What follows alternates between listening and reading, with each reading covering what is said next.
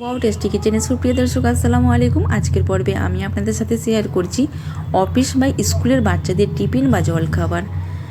ঘরে পড়ে থাকা সামান্য কিছু উপকরণ দিয়ে হেলদি একটি রেসিপি আপনাদের সাথে শেয়ার করছি। ভিডিওটার প্রথম থেকে শেষ পর্যন্ত দেখবেন আশা করছি। প্রথমেই আমি নিয়ে নেব একটা মিক্সিং বাউল, নিয়ে নেব 1 কাপ সুজি, 1 কাপ সুজি অনুযায়ী নিয়ে নেব 1 কাপ আটা। যতটা পরিমাণ সুজি নেব ততটা পরিমাণ আটা নিয়ে নেব। এখন আমি নিয়ে নেব স্বাদ মতো লবণ আর দিয়ে দেবো বেকিং সোডা। শুকনো উপকরণগুলো দিয়ে খুব ভালোভাবে মিশিয়ে নেব।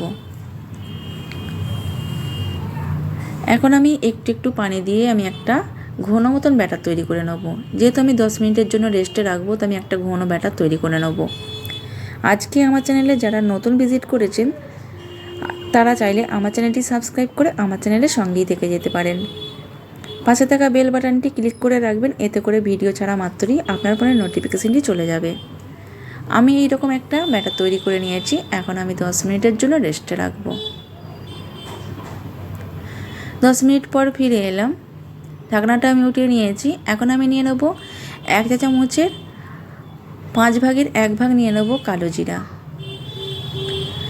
নিয়ে নেবো স্বাদ মতো এখানে নিয়ে নেবো কাঁচা মরিচ।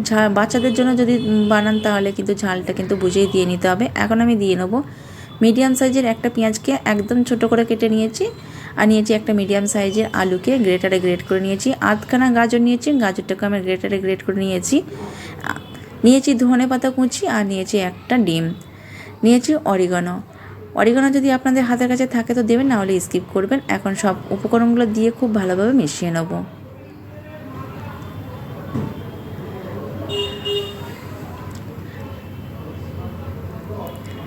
আমি একটু পানি দেবো, পানি দিয়ে আমি একটা পাতলা ব্যাটার তৈরি করে নেব।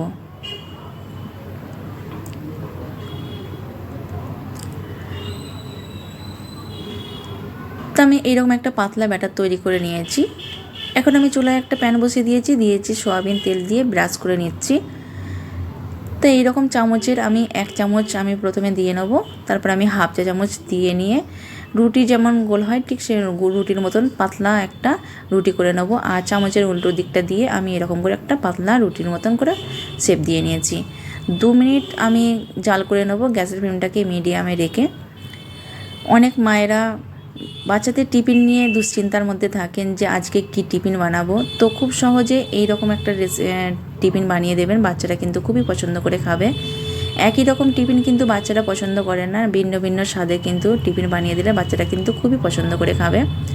আমি একটু সয়াবিন তেল এরকম করে ব্রাশ করে নেবো, উপরে ব্রাশ করে নেওয়ার পর আমি উল্টে দেবো।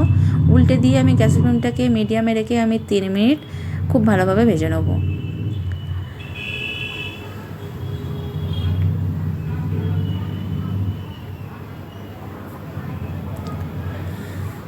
তো আমি 3 মিনিট এরকম করে আমি ভেজে নিয়েছি।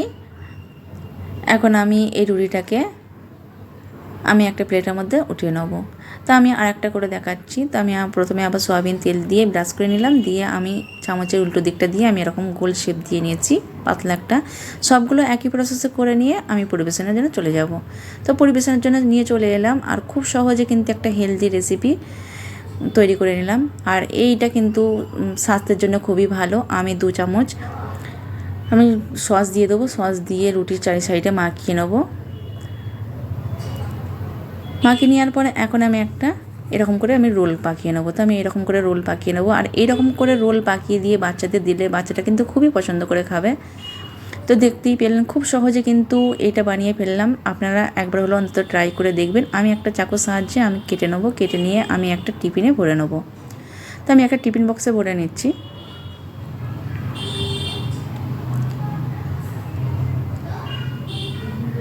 বাচ্চাদের টিফিন বা অফিসের টিফিনে আপনারা খুব সহজে কিন্তু তৈরি করে দিয়ে দিতে পারেন। আমি আর একটা রুটির মধ্যে সস মাখিয়ে নিয়ে এরকম একই প্রসেসে আমি কেটে নেবো, কেটে নিয়ে আর এই টিফিন বক্সের মধ্যে ভরে নেবো।